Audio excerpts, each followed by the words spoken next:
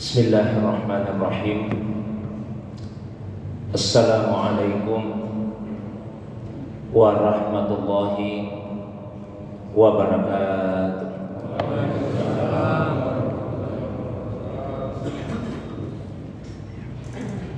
Alhamdulillahilladzi anzala sakinata fi qulubil mu'minin liyasdadu imanan ma'a imanihim walillahi junudus samawati wal ard wa kana Allahu aliman hakima.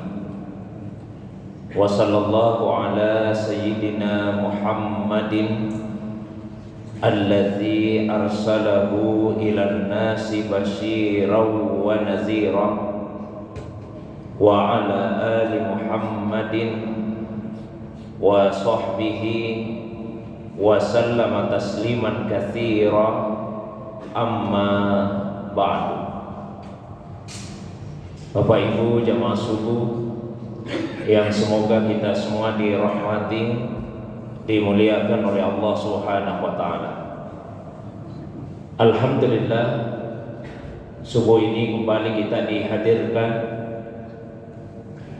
dipertemukan oleh Allah Subhanahu wa taala dalam majelis yang semoga dimuliakan ini untuk sama-sama menambah pengetahuan agama kita. Shalawat dan begitu pula salam penghormatan semoga senantiasa Allah curahkan kepada kekasih kita Rasulullah Muhammad sallallahu alaihi wasallam, begitu pula kepada keluarga beliau, para sahabat dan juga pengikutnya yang senantiasa istiqamah menghidupkan sunnah Nabi sallallahu alaihi wasallam.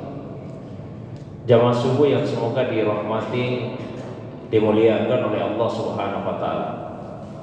Insyaallah pada pengajian kita di subuh hari ini saya bacakan sebuah hadis yang terdapat di dalam kitab Ar-Risalah Al-Qushairiyah fi Ilmi Tasawuf, satu kitab yang ditulis oleh Al-Allamah Al-Arifu Billah Asy-Syaikh Abdul Karim Abu Al-Qasim Abdul Karim bin Hawasin Al-Qushairi An-Naisaburi Qaddasallahu sirrah.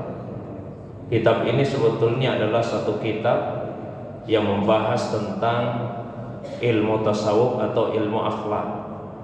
Namun pada setiap pembahasannya didahului dengan menukil ayat Al-Quran dan hadis Nabi Sallallahu Alaihi Wasallam. Karena itu insyaallah dalam kajian kita akan membaca dan mengkaji hadis yang terdapat di awal pada setiap pembahasan tersebut. Untuk subuh hari ini yaitu hadis tentang at-taubah.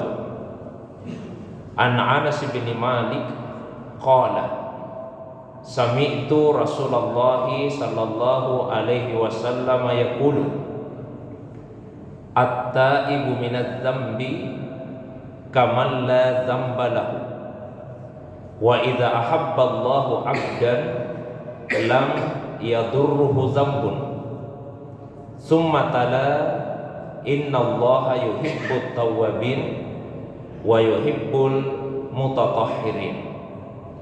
Wa qila ya Rasulullah ma alamatut taubati qala an-nadamatu.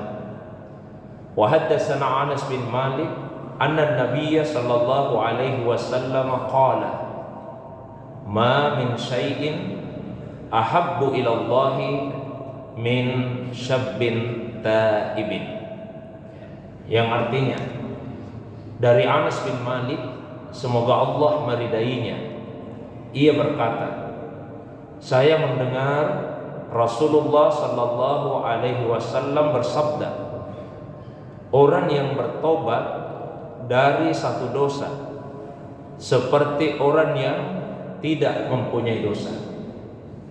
Dan apabila Allah Subhanahu wa taala telah mencintai seorang hamba, maka dosa tidak akan membahayakannya. Setelah itu Nabi membaca ayat, innallaha yuhibbut tawwabin wa yuhibbul mutatahhirin. Sesungguhnya Allah mencintai orang-orang yang bertaubat dan mencintai orang-orang yang mensucikan dirinya. Lalu kemudian Rasulullah sallallahu alaihi wasallam ditanya, "Ya Rasulullah, wahai utusan Allah, apakah tanda-tanda taubat itu?" Nabi menjawab, penyesalan. Dan Anas bin Malik juga berkata bahwasanya Nabi sallallahu alaihi wasallam pernah bersabda, tidak ada sesuatu yang lebih dicintai oleh Allah Subhanahu wa taala dibandingkan seorang pemuda yang bertaubat. Jamaah subuh yang dirahmati, dimuliakan oleh Allah SWT. Pembahasan di dalam kitab ini diawali dengan pembahasan mengenai taubat. Mengapa demikian? At-taubatu awwalu manzil min manasilis salikin wa awwalu maqamin min maqamatit talibin.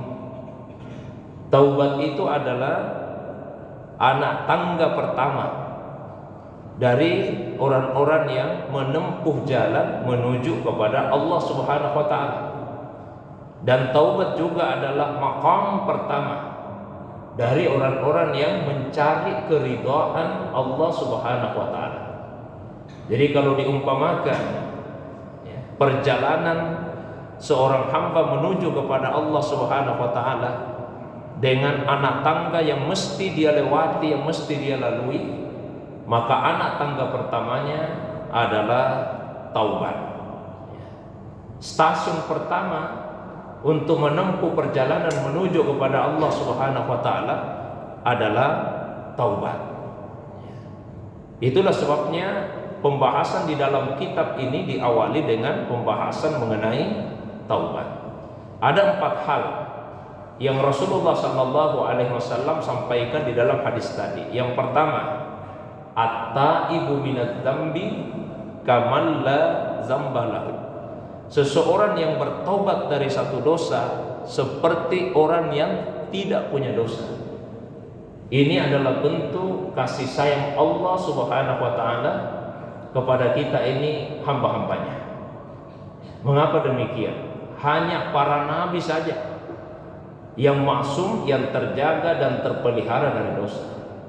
Sementara kita semua manusia biasa, dalam arti bukan nabi, bukan rasul, pasti semua pernah melakukan perbuatan dosa. Tapi alhamdulillah, karena Allah Subhanahu wa taala dengan sifat jamaliyahnya, Allah itu memperkenalkan dirinya kepada manusia dengan 2 sifat. Yang pertama dengan sifat jamaliyah, sifat-sifat keindahannya, dan yang kedua yaitu dengan sifat jalaliyah, sifat-sifat keagungannya. Nah, salah satu bentuk sifat jamaliyah atau keindahan Allah Subhanahu wa taala yaitu pengampunan yang Allah Subhanahu wa taala berikan kepada hamba-hambanya yang melakukan perbuatan dosa. Dan bersyukur karena seseorang yang bertobat dari dosa itu seperti orang yang tidak punya dosa itu sama sekali. Di dalam Al-Quran pada surah Az-Zumar ayat 53, dan ayat ini dipandang oleh banyak ulama sebagai ayat yang paling memberikan pengharapan kepada manusia, ayat yang paling menggembirakan, ayat yang paling menumbuhkan optimisme di dalam diri kita. Allah SWT berfirman, Qul ya ibadiyalladzina asrafu ala anfusihim la taqnatu min rahmatillah innallaha yaghfiruz dzunuba jami'an. Katakanlah wahai hamba-hambaku yang sudah melampaui batas, jangan pernah putus asa dari kasih sayang Allah Subhanahu wa taala. Sesungguhnya Allah itu mengampuni dosa-dosa semuanya. Nah, inilah ayat yang paling memberikan pengharapan kepada kita ini hamba Allah SWT. Ya, karena Allah SWT dalam ayat tadi menyapa manusia yang telah melampaui batas, berlebih-lebihan dalam dosanya. Meskipun demikian Allah tetap menyapa mereka dengan panggilan kasih sayang, ibadi. Lalu setelah itu Allah Subhanahu wa taala menegaskan jangan pernah putus asa dari kasih sayang Allah. Kemudian Allah menyampaikan janjinya, innallaha yaghfiruz dzunuba jami'an. Sesungguhnya Allah itu mengampuni dosa-dosa semuanya.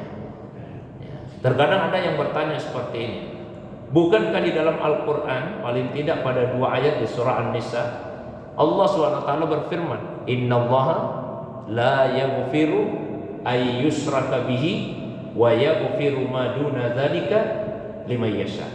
Sesungguhnya Allah itu tidak akan mengampuni dosa orang yang menyekutukannya, dan Allah akan mengampuni dosa yang selain itu. Apakah ayat ini tidak bertentangan dengan firman Allah yang terdapat di surah Az-Zumar ayat 5 tadi, di mana Allah SWT menegaskan Allah SWT mengampuni dosa-dosa semuanya? Tentu tidak bertentangan, karena tidaklah logis ada 2 ayat Al-Quran yang sama-sama berasal dari Allah SWT kemudian isinya saling bertentangan. Nah, ulama kita memberikan penjelasan, seperti misalnya Imam Ibnu Katsir, beliau menjelaskan bahwa yang dimaksud dengan firman Allah Subhanahu wa taala di surah Az-Zumar ayat 53 tadi, Allah mengampuni dosa-dosa semuanya, itu berlaku di dunia ini atas dosa-dosa yang dilakukan oleh manusia dan orang tersebut bertobat kepada Allah atas dosanya. Jadi dosa apapun yang kita lakukan di dunia termasuk dosa kemusyrikan, termasuk dosa kemusyrikan.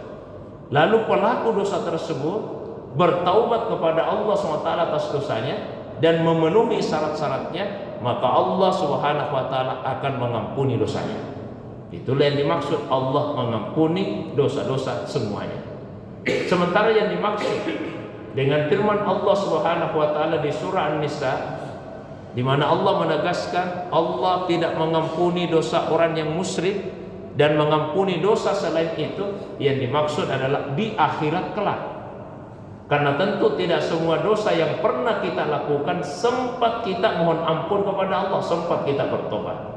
Ada, bahkan mungkin banyak dosa-dosa yang kemudian kita bawa sampai mati. Nah, dosa-dosa yang dibawa sampai mati itu terbagi 3. Yang pertama, dosa yang tidak diampuni oleh Allah. Yang kedua, dosa yang terserah Allah. Dan yang ketiga, dosa yang harus diselesaikan. Nah, kategori yang pertama, yaitu dosa yang tidak akan diampuni oleh Allah Subhanahu wa taala, yaitu dosa kemusyrikan yang dibawa sampai mati. Jadi kalau ada yang membawa kemusyrikannya sampai dia meninggalkan dunia ini, itulah yang dimaksud Allah tidak mengampuni dosa orang yang menyekutukannya.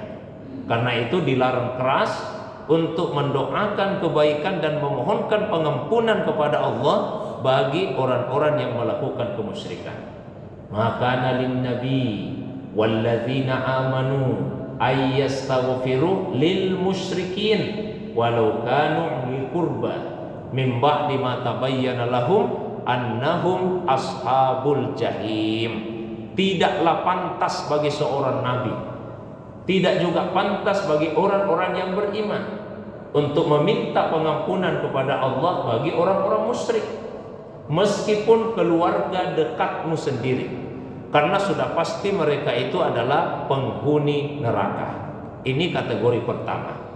Nah, kemudian kategori yang kedua, yaitu dosa yang terserah Allah. Terserah Allah dalam arti kalau Allah mau ampuni, diampuni. Kalau Allah tidak mau ampuni, ya tidak diampuni. Dosa yang semacam ini adalah dosa yang berkaitan dengan hak Allah Subhanahu wa taala di luar dari dosa kemusyrikan. Seperti misalnya dosa meninggalkan salat, dosa meninggalkan puasa, lalu kemudian tidak diqadha, di dunia ini, dibawa dosa itu sampai mati, maka di hari kemudian terserah Allah, karena itu haknya Allah. Kalau Allah mau mengampuni, diampunilah dosa itu. Tapi kalau Allah tidak mau mengampuni, bahkan Allah SWT kemudian mengazab, maka akan diazablah hamba tersebut. Ini kategori yang kedua. Kemudian kategori yang ketiga, yaitu dosa yang harus diselesaikan. Dosa yang harus diselesaikan adalah dosa yang berkaitan dengan hak sesama manusia. Ya, kalau ada orang yang pernah kita zalimi, baik yang berkaitan dengan harta benda atau yang berkaitan dengan kehormatan diri, tidak selesai di dunia, dibawa sampai mati, maka di akhirat itu akan diselesaikan. Jamaah subuh yang dirahmati, dimuliakan Allah. Kemudian bagian kedua dari isi hadis tadi, wa iza ahabballahu abdan lam yadurruhu dzambun. Apabila Allah telah mencintai seorang hamba, dosa tidak akan mencelakakannya. Apa yang dimaksud dengan penggalan hadis ini? Dua cara ulama kita menjelaskan. Penjelasan yang zahir, yang paling nampak, kalaupun hamba itu berbuat dosa, dosa itu tidak akan mencelakakannya. Maksudnya seperti apa? Allah Subhanahu wa taala akan menganugerahkan kepadanya keinginan untuk bertobat dengan segera. Kalaupun dia berbuat dosa, dengan cinta Allah kepada hamba tersebut, hamba itu akan segera bertobat kepada Allah SWT. Lalu bagaimana cara yang bisa kita tempuh supaya kita mendapatkan anugerah cinta dari Allah SWT tersebut? Di antaranya yaitu dengan banyak melakukan amalan-amalan sunnah. Kalau misalnya, mohon maaf, bukan bermaksud meremehkan, Pak, ya. Tapi kalau ada yang targetnya hanya mau masuk surga saja, hanya supaya tidak masuk neraka, cukup dengan amalan-amalan wajib, biar tidak ada amalan sunnah yang kita lakukan. Karena pernah ada seorang sahabat datang menemui Nabi, lalu menyampaikan kepada beliau, ya Rasulullah, wahai utusan Allah, in sallaitu as-salawatal khams, kalau saya misalnya melakukan salat 5 waktu, lalu saya juga puasa Ramadan, yang Allah halalkan saya halalkan, yang Allah haramkan saya haramkan, apakah hanya dengan 4 itu saya bisa masuk surga? Ya, cuma dengan 4 itu saja. Saya jaga salat 5 waktu, saya jaga puasa Ramadan, tidak ada salat sunnahku, tidak ada puasa sunnahku. Tapi yang jelas yang Allah halalkan saya halalkan, yang Allah haramkan saya haramkan. Apakah cukup dengan itu saya bisa masuk surga? Nabi menjawab, bisa, asal kamu jujur dalam perkataanmu. Kalau hanya sekadar ingin terhindar dari neraka, ingin masuk surga. Tapi kalau kita ingin mendapatkan mahabbah, cinta dari Allah, tidak cukup hanya dengan itu saja. Kita mesti memperbanyak amalan-amalan sunnah. Di dalam sebuah hadis yang dipandang oleh ulama kita sebagai asrafu hadisin fi auliyaillah, hadis yang paling utama yang membicarakan tentang wali-walinya Allah. Allah Subhanahu wa taala berfirman, ini hadisnya hadis qudsi. Allah berfirman, man adali waliyan, barang siapa yang memusuhi waliku, faqad adzantuhu bil harbi, saya umumkan perang terhadapnya. Wa ma taqarraba ilayya 'abdi bi syai'in ahabbu ilayya mimma iftaradtuhu alaihi. Tiadalah seorang hamba mendekatkan dirinya kepada saya dengan cara yang lebih saya sukai dibandingkan ia melakukan apa yang saya wajibkan kepadanya. Lalu Allah lanjutkan, wa ma yasalu abdi yataqarrabu ilayya bin nawafil hatta uhibbahu, dan hambaku terus menerus mendekatkan dirinya kepada saya dengan melakukan ibadah-ibadah sunnah sampai saya kemudian mencintainya. Fa iza ahbabtu, nah kalau saya sudah mencintainya, kata Allah SWT, kuntu sam'ahu alladhi yasma'u bihi, saya jadi telinga baginya yang dengannya dia mendengar. Wa basarahu alladhi yubsiru bihi, saya jadi matanya yang dengannya dia melihat. Wa yadahu allati yabtisu biha, saya jadi tangannya yang dengannya dia memegang. Wa rijlahu allati yamshi biha, saya jadi kakinya yang dengannya dia melangkah. Wala in sa'alani la'utiyanna. Kalau dia minta sesuatu kepada saya pasti kasih. Wala in ista'adzani la'u'idzanna. Dan jika ia mohon perlindungan kepada saya pasti akan memberikan perlindungan. Nah, inilah maknanya. Kalau Allah mencintai seorang hamba, terjaga semua anggota tubuhnya. Maka sekaligus juga cara kedua ulama kita memahami penggalan hadis ini, apabila Allah mencintai seorang hamba, dosa tidak akan membahayakannya. Maksudnya adalah Allah akan mencegah jika hamba itu punya keinginan untuk berbuat dosa karena cinta Allah kepadanya. Lalu Nabi membaca ayat yang terdapat di surah Al-Baqarah ayat 222. Allah mencintai orang-orang yang bertobat dan mencintai orang-orang yang mensucikan dirinya. Tobat atas dosa-dosa batiniah dan mensucikan dirinya dari najis dan hadas. Kemudian yang ketiga kandungan hadis tadi, Nabi ditanya, apa tanda-tanda orang bertobat? Maka Nabi menjawab, an-nadama, penyesalan. Jadi taubat itu ada syarat-syaratnya. Tidak diterima taubat jika syaratnya tidak terpenuhi. Syaratnya satu, hentikan dosa seketika itu juga, tidak boleh ditunda-tunda. Yang kedua, dan ini intinya taubat, penyesalan. At-taubatu an-nadamatu, inti taubat ada dalam penyesalan.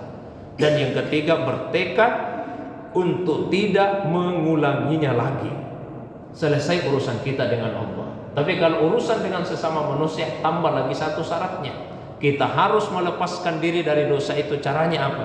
Kalau harta, kembalikan hartanya orang. Kalau kehormatan diri, minta maaf kepada yang bersangkutan. Nah, yang terakhir, yang keempat kandungan hadis ini, tidak ada sesuatu yang lebih dicintai oleh Allah dibandingkan seorang pemuda yang bertobat. Kalau ada orang sudah tua, lanjut usia lalu dia bertobat, Allah senang. Tapi Allah lebih senang lagi kalau ada anak muda yang bertobat kepada Allah Subhanahu wa taala. Maka bersegeralah bertobat kepada Allah, jangan menunda-nunda tobat karena kematian bisa mendatangi kita kapan saja. Paling terakhir jamaah subuh sekalian, meskipun bukan syarat diterimanya taubat, tapi sebagai penyempurna taubat sangat dianjurkan untuk melaksanakan salat sunnah taubat. Nabi SAW bersabda, "Ma min abdin yasnibu zamban summa yaqumu fayatatahhar summa yusalli raka'ataini summa yastaghfirullah illa ghafarallahu lahu." Summa tala hadhil ayat, "Walladzina idza fa'alu fahishatan aw zalamu anfusahum dzakarullaha fastaghfaru lidzunubihim." Tiadalah seorang hamba yang melakukan satu dosa lalu dia bangkit mensucikan dirinya.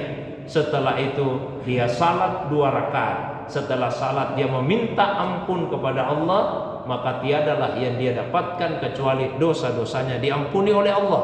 Setelah itu Nabi membaca firman Allah yang terdapat di surah Ali Imran ayat 135. Dan orang yang bertakwa itu adalah mereka yang apabila melakukan perbuatan keji atau dia melakukan kezaliman, segera ingat Allah. Begitu dia ingat Allah, segera dia meminta ampun kepada Allah. Karena siapa lagi yang akan mengampuni dosa kecuali Allah Subhanahu wa ta'ala. Saya kira itu saja Bapak Ibu sekalian pengantar kajian kita di subuh ini. Seperti biasa saya berikan waktu yang agak lapang. Kalau ada yang ingin ditambahkan atau ada yang ingin didiskusikan atau mohon maaf ada yang ingin ditanyakan, baik yang berkaitan dengan pembahasan tadi atau masalah agama yang lain di luar dari apa yang saya sampaikan, saya persilakan pada jamaah sekalian. Demikian untuk sementara. Wa ilallahi turja'ul umur. Wassalamualaikum warahmatullahi wabarakatuh.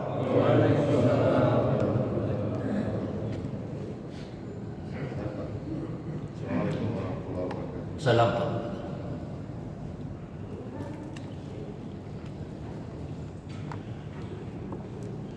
Silakan Pak.